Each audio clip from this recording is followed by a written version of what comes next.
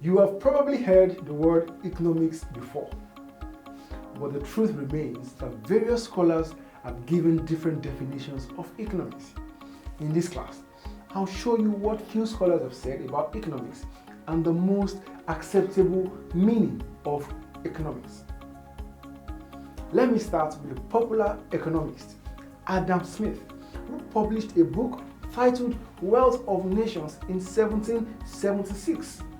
He said in his book that economics is an inquiry into nature and the causes of wealth of nations. Now, what that simply means is that economics seeks to study how nations of the world can generate wealth. Now, let's go to another scholar, John Stuart Mill. John Stuart said, economics is the practical science of production and distribution of wealth. I'm sure that needs no further explanation.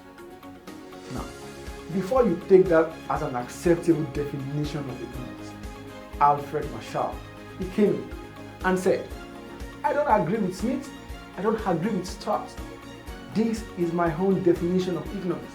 It is the study of mankind in the ordinary business of life.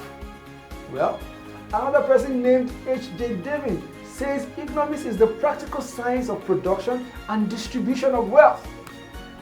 Now, which definition should we accept? Now, don't get confused. There is a generally acceptable definition, and it's given by Professor Lionel Robbins in 1932. He said, economics is the science which studies human behavior as a relationship between ends and scarce means which have alternative uses. What Robbins actually meant by ends is wants. Wants are numerous desires, while scarce means are limited available resources.